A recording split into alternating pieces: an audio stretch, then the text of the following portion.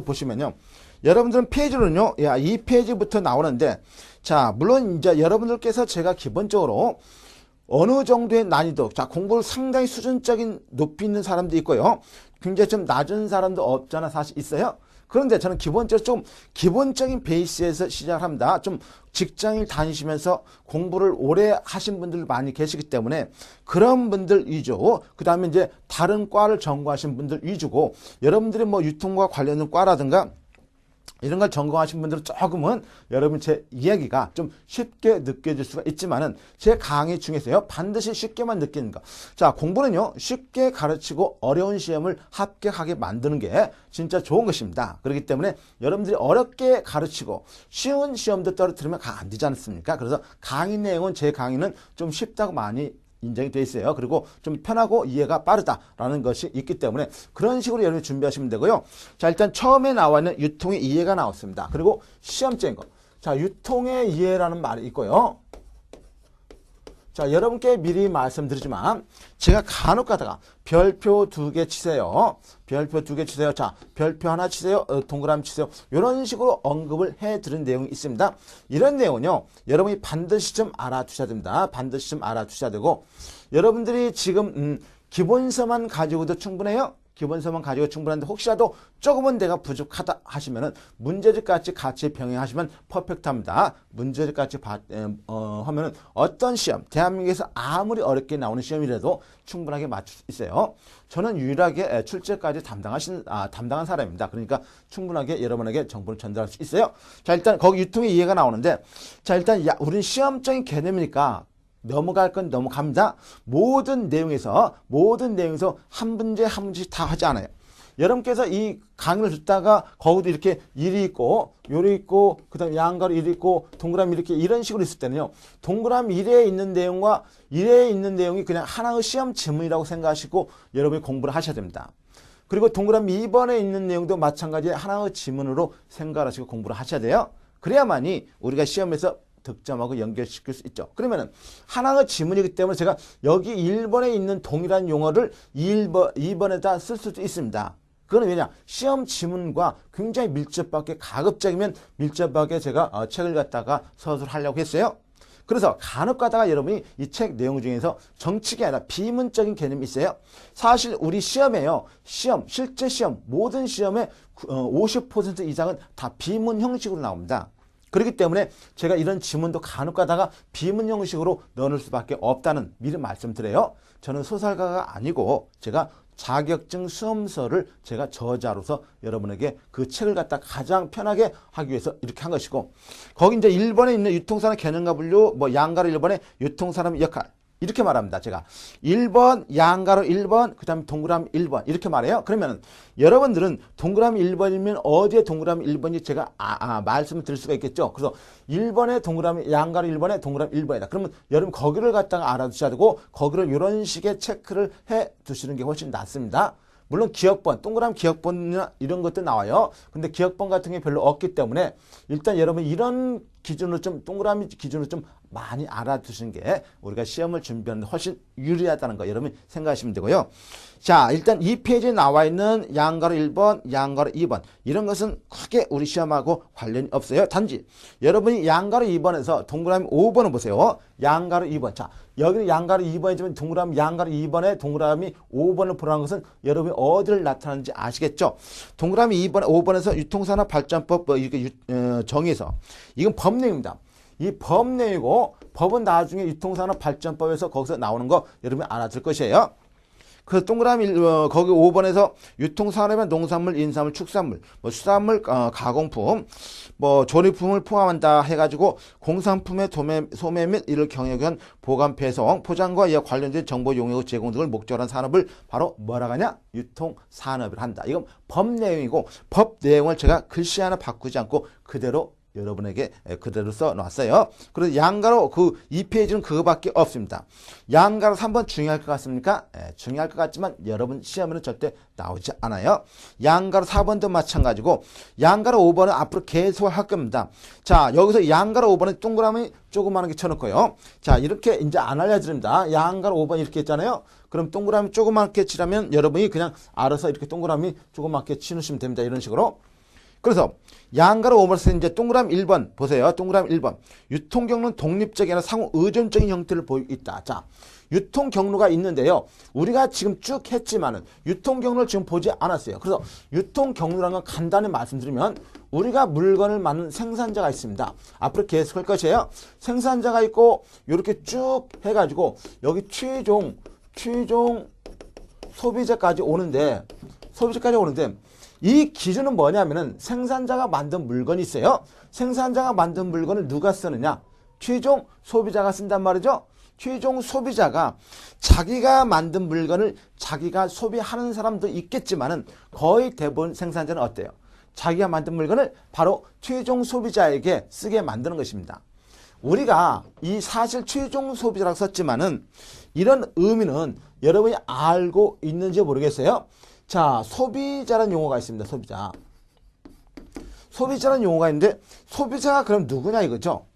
마찬가지입니다. 소비자의 용어. 자, 소비자 기본법에 나와 있는 소비자도 있고 각종 표준산업 분류표에 나오는 소비자라는 용어도 있습니다. 그런데 우리가 이 시험에 나오는 소비자 개념은요. 이렇게 생각하십시오. 자, 여러분이 소비자라고 한다면은 어떤 이미지가 먼저 떠오르냐면은 아하, 나 아니냐? 사람 맞습니다. 사람도 소비자는 맞아요. 그런데 더 중요한 것은 간단하게 예를 들어봐요. 넥센 타이어가 있습니다. 넥센 타이어 만드는 생산자죠. 그 생산자의 소비자가 누가 되겠느냐? 여러분이 들까요? 아니죠.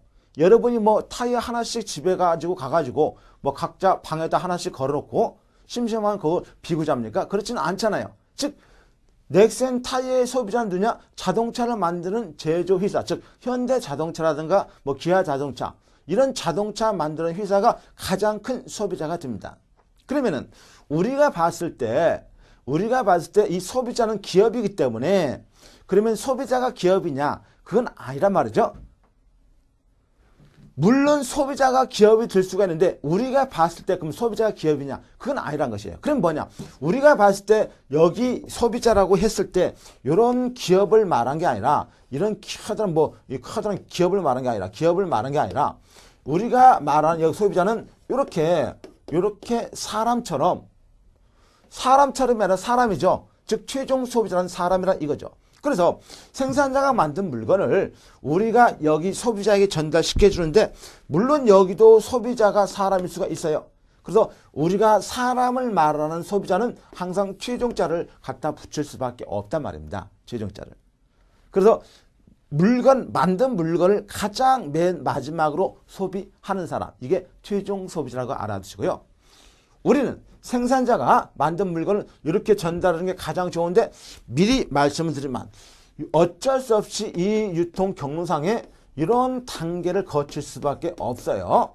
이런 단계를 거칠 수밖에 없습니다. 그래서 여러분께서 보시면 알겠지만 생산자, 도매상, 소매상, 최종 소비자라는 이런 단계를 거치기 때문에 이런 내용으로 여러분 좀 이해를 하시면 되고 바로 이게 뭐냐? 이게 유통 경로란 말이에요. 그래서 유통 경로란 건 지금 양가라 5번에 동그라미 1번에 나와 있는 그 내용을 보면서 이걸 계속 설명하고 있는데 뭐라고 했냐? 유통 경로 독립적이 아니라 상호 의존적인 형태를 보이고 있다. 이거는 그냥 그대로 알아두세요. 유통 경로는 여기에 지금 이걸 우리가 유통 경로라고 했어요. 하나로만 부르는 게 아니에요. 이 유통 경로를 또 다른 말로 뭐라고 하냐? 마케팅 채널, 마케팅 커버리지, 유통 채널 그렇게 막 부릅니다. 그러니까 여러분들이 그냥 가장 일반적으로 부르는 게 유통 경로이기 때문에 이 유통 경로는 상호 독립적이다, 종속적이다. 자, 독립성이 아니라 의존성을 가지고 있어요. 자, 상호 의존성을 가지고 있다는 건 뭡니까? 이 생산자는요, 이 도매상을 의존하는 것이에요. 물건을 전달해 주니까 이 도매상이 소매상을 또 의존하겠죠. 물건을 갖다 전달해 달라. 그러면 이 소매상은 최종 소비자에게 물건을 전달해 주죠. 자, 최종 소비자가 없으면 안 되잖아요. 그래서 최종 소비자에게 역시 의존을 하게 됩니다. 따라서 이 화살표라는 것은 물건의 이전이라고 말할 수는 있어요. 자, 이런 흐름으로 진행된다는 거 여러분이 알아주시고 여러분 머릿속은 아하, 유통경로는 독립적이 아니라 자, 의존 형태를 보이고 있다는 반드시 그 내용 알고요. 현대 경제사회는 상품 및 서비스가 생산자로부터 소비자에게 이동하는 유통 현상에 의해서 영향력이 있다고 했는데 여러분께서 보시면은 거기 최종자를 제가 굳이 여기다가 써도 되고 안 써도 됩니다. 그런데 최종 소비자는 제가 이렇게 안 쓰더라도 여러분이 이 유통 경로상의 맨 마지막 단계는 이 소비자라고 쓰더라도 아하 여기가 최종 소비자구나 라는 걸로 이해를 해 주셔야 돼요. 이런 흐름으로 여러분 이해를 해 주셔야 됩니다.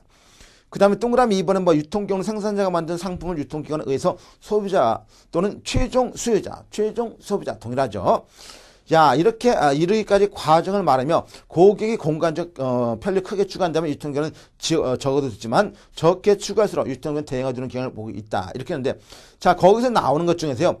고객이 공간적 편리를 크게 추가한다면은 유통기간은 적어도 된다는 것은 자 기본적으로 고객이 기본적으로 원하는 게 있어요. 원하는 게 딱 정해져 있다고 보는 것이죠. 고객이 원하는 게 무한대가 아니겠죠. 그래서 일단 내가 작은 소매상에서 가가지고 물건을 사는 것보다는 자 예를 들어서 여기 소매상이 있어요. 예를 들어서 조그마한 요 정도 크기의 소매상이 있다고 봐봐요. 자 만약에 이 정도 오프라인입니다. 지금 온라인이 아니라 오프라인이에요. 이런 규모, 이런 크기의 소매상이 있다고 해봐요. 그러면 이곳에 상품을 전시할 수 있는 양이 많을까요? 적을까요? 당연히 적겠죠. 당연히 적을 수밖에 없어요. 그러면 이런 세 개를 합친 이런 하나가 있다면은 하나, 둘, 세 개보다 훨씬 더 넓겠죠. 더 많은 상품을 진열할 수 있겠죠. 매장 면적이 크다는 전제는 그만큼 상품을 진열을 많이 한다는 것이에요. 그래서 거기에 나와 있는 자 이렇게 해서 쭉 해갖고 자 거기서 이제 고객이 공간적 편리를 크게 추가한다면 유통기간은 적어졌지만 적게 추가할수록 유통 경향이 대응해주는 경우가 있다라고 했는데 자 공간적 편리를 갖다 크게 추가한다면 유통기간은 적어져준다. 그리고 적게 추가할수록 유통기간 대응이 드는 경우가 있다.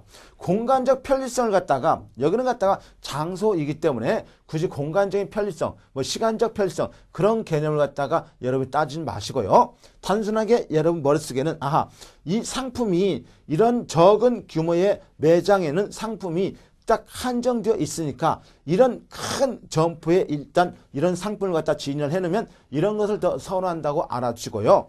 거기에선 말 자체가 조금 여러분이 좀 이해를 좀 힘들 것 같아가지고 제가 설명해 드린 것이에요. 그래서 다시 한번 읽어보면 고객이 공간적 편리를 크게 추구한다면은 여러분 머릿속에는 매장이 좀 커야 되지 않느냐고 이렇게 많이 생각할 것이에요. 크게 추구한다면 유통기간은 적어도 되지만 그러나 공간적 편리를 크게 추구한다는 것은 상품에 대한 관심이 없다는 것이죠. 그러니까 매장 상품을 진열할 수 있는 매장 그 자체는 적어도 된다는 것이에요. 자, 그래서 적게 추가해서 유통에 대응해 드는 경우가 있다. 상품적인 측면에서 봐달라는 것이죠. 고객은요, 기본적으로 매장을 갖다 찾는 이유는 매장에서 내가 책을 보거나 그러기 위해서 매장을 찾는 게 아니라 상품을 구입하기 위해서 매장을 찾기 때문에 그런 의미로 이해를 하시면 되고요. 물론 양가로 오버해서 가장 중요한 것은 동그라미 1번입니다. 그러나 동그라미 2번도 한번 봐주시고 이런 거 계속 볼 것이에요. 3번도 상품의 소비는 인격적, 장소, 시간적으로 각기 다르며 수량적, 품질적, 기능적으로 욕구가 만족이 반드시 일치하지 않는 것이 일반적이다. 자, 일치하지 않기 때문에 뭐가 필요해요? 유통 경로가 필요하다는 것이죠. 자, 그런 식의 흐름을 여러분이 알아주시면 되고요. 뭐 4번과 5번 그런 내용도 한번 가볍게 읽어주시면 되고 6번까지 좀 봐주시면 됩니다. 자, 4페이지로 넘어오셔도 됩니다. 자, 유통산의 미래가 있는데요. 이런 것은 크게 여러분 시험하고 관련이 없으니까 넘어가셔도 돼요. 예, 넘어가도록 하겠습니다. 그 다음에 5페이지에 있는 유통의 기능이 있습니다. 유통의 기능. 유통의 기능 갖다가 이제 양가로 1번 역시 동그라미처럼 봐줄 내용이죠. 유통 기능 가장 기본적인 역할은 생산자로부터 소비자까지 상품과 서비스를 인격적으로 이전시킨다. 왜 새롭게 인격적으로 이전시킨다는 말이 나왔냐면은 서비스를 인격적으로 이전시켜 적합하게 하는 경제 활동과 그 과정을 말할 수 있다라고 했는데 인격적이라는 말이 나왔는데 여러분께서 여기서 인격적으로 어렵게 생각하지 마시고요. 여기서 말하는 인격적이라는 것은 자, 생산하는 사람은 뭐 김계동이에요. 도매상에 있는 사람은 홍길동, 여기 있는 소매상 이춘기, 그 다음에 여기 있는 사람은 뭐 홍말자 이렇게 있으면은 각각의 단계에 있는 사람들이 즉 사람이 다르다는 것이요. 사람 인자를 써가지고 사람이 다르다는 것입니다. 그리고 인격적으로 이전시킨다는 그 말은 사람이 다르다는 걸로 여러분이 알아주시면 되고요. 그 다음에 유통은 생산기업과 소비자 사이의 상품의 흐름과 그에 따른 부수적인 흐름을 이해해주는 가교 역할을 한다. 뭐 그건 너무 뻔한 말이죠. 당연히 생산자로부터 여기 최종 소비자까지 좌우지간 갭이 있다는 것이죠. 그 갭을 갖다가 누가 일치시켜주냐? 유통이 일치시켜준다는 것이에요. 자, 그 다음에 동그라미 3번에 유통기능은 생산과 소비의 인격적 통일기능 수급 적합기능이란 말이 나오는데 수급이란 것은요. 수급이라고 이렇게 나왔잖아요. 이거는 수요라는 측면과 공급이라는 측면에서 이렇게 수급 적합 기능이라고 보시면 됩니다. 그래서 수요와 공급이 일치하게 되는 이런 내용이라고 여러분이 이해하시면 돼요. 자, 그런 내용이 거기 있고. 그 다음에 양가로 2번도 조그마하게 동그라미 쳐놓는데 그냥 동그라미 1번만 보십시오. 1번은요. 딱 진짜 점과 비슷하게 그냥 동그라미를 쳐놓고 딱 한 번 시험에 나왔습니다. 이건 누구냐? 쇼 교수라는 사람 있어요. 쇼 교수가 이제 유통 문제에 대해서 처음으로 과학적 연구를 시도한 사람입니다. 그런 상업기능에서 이렇게 쭉 나오고 5가지가 나와 있습니다. 그 5가지만 여러분이 가볍게 읽어주시면 돼요. 그 다음에 동그라미 2번은 유통이란 건 영어로 뭐냐? 자, 여러분이 물류를 영어로 뭐라고 합니까? 물류를 로지스틱스라고 하죠. 로지스틱스라고 하고 유통 뭐냐? 그거 디스트리뷰션이라고 알아주시면 돼요. 물론 이제 다른 용어로도 쓰는 경우도 있지만은 뭐 그냥 여기 정식적 영어로는 그냥 디스트리뷰션이라고만 알아주시면 되고 넘어가도록 합니다. 자, 현대 산업사의 유통 변화를 해서 뭐 양가로 1번의 유통의 변화해가지고 나오는데 이건 이제 앞으로 계속 볼 것이에요. 그래서 유통의 변화가 뭐냐? 한마디로 말하면 이제 업종의 개념에서 어떻게 업태로 변화가 됐다는 것이에요. 업종에서 업태로 변화가 됐기 때문에 이걸 유통의 변화라고 하고요. 우리가 이렇게 변화된 걸 흔히 또 뭐라고 합니까? 유통의 혁명이라고까지 해요. 유통혁명이다. 그래서 사실 이런 것은 굉장히 중시할 수 있는 것인데 그러나 여러분들이 너무 포괄적인 범위이기 때문에 시험에서 언급하는 게 한계가 있습니다. 단순하게 이제 업종 개념에서 업태 개념인데 최근에는 이 업태 개념을 많이 묻고 있으니까 여러분 이런 내용을 많이 알아두시는 게 더 훨씬 중요합니다. 업태 개념. 자, 그런 다음에 이제 현대 유통산업 보조자락에서 나와 있는데요. 자, 우리가 계속 할 겁니다. 여기만 간단히 보죠. 여기 뭡니까? 이게 유통 경로입니다. 자, 유통 경로 구성원은요. 사람적인 개념에서 보시죠. 자, 원래 사람이 아닌 그 물적 개체로 본다면 생산, 즉 제조업체죠. 그 다음에 도매업체, 소매업체 이렇게 따질 수가 있는데 어쨌든 최종 소비자가 사람 개념으로 보기 때문에 생산자, 도매상, 소매상 그 다음에 최종 소비자 이런 개념에서 본다는 것이죠. 그러면 일단 여기에 있는 하나, 둘, 셋, 네 군데만 하더라도 거기에 나와 있는 현대 유통산업 보조자가 일단 언급이 되고 있어요. 그래서 동그라미 1번 제조업자, 동그라미 2번 운송업자가 나오는데요. 운송업자는 생산자가 만든 물건을 자 도매상의 창고라든가 아니면 도매상 또는 소매상에까지 공간적인 효용을 창출하기 위해서 물건을 운송하는 사람을 운송업자라고 합니다. 우리가 계속 할 것이에요. 그 다음에 동그라미 3번에 도매업자 나와 있죠. 도매상. 그 다음에 창고업자. 창고업자는 건 뭡니까? 생산자가 물건을 갖다가 최종 소비자까지 전달시켜 줘야 되는데 그렇지 못하고 만든 것을 좀 일정 기간 보관하고 있다가 최종 소비자가 원할 때 공급을 해준다는 것이에요. 최종 소비자가 원할 때 물건을 공급해줘야지 원치 않을 때 물건을 공급해주면 소비자의 효용이 감소가 되지 않습니까? 따라서 그런 의미. 그래서 시간적으로 소비자에게 효용을 제공하는 게 바로 창고업자가 됩니다. 그 다음에 동그라미 5번에 금융업자와 보험업자가 있는데요. 금융업자란 건 뭐냐? 생산자와 도매상이 거래를 한번 해본다고 해보세요. 여러분께서 아시겠지만은 뭐 형차를 거래를 할 수 있겠지만 은행을 통해서 많이 거래하죠. 은행을 통해서 뭐 대금을 갖다가 이 결제도 실어주고 물건값을 쏘아줍니다. 그러면은 기본적으로 금융업자가 당연히 필요하고 보험업자 창고에다가 물건을 보관하고 있는데 그 물건에 갑자기 불이 나면 어떡합니까? 당연히 보험업자가 필요하죠. 자, 소매업자는 여기 나와 있는 것이고 다음에 정보유통 담당자. 자, 기본적으로 소비자는요. 이 생산자는 최종 소비자가 어떠한 제품에 더 만족을 느끼고 어떠한 제품을 더 선호하는지를 굉장히 민감하게 찾아야 됩니다. 그래서 최종 소비자가 원하는 물건을 만들어야지 원치 않는 물건을 갖다가 즉 생산자 입맛에 맞는 물건을 만들면은 소비자는 그 물건을 사지 않아요. 그래서 최종 소비자가 어떤 것을 더 원하는지 그런 정보를 굉장히 얻기를 바랍니다. 생산자가. 그래서 거기 나와 있는 정보 유통 담당자도 필요하고 기타 역할도 하는 사람도 굉장히 많이 있어요. 그래서 그런 의미로 여러분이 알아주시면 되고요. 자, 그래서 이제 소매업의 기능 및 특성이 있는데 7페이지죠.